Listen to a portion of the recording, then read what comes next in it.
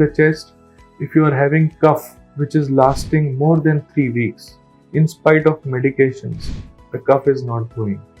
Or if you find blood in the cough, sputum that comes out, if you find any streaks of blood, these could be pointing towards cancer. If you find pain along with cough, especially that happens in the back, the side of the back, that could be pointing towards cancer of the lung. Not always, but it's always good to get yourself checked.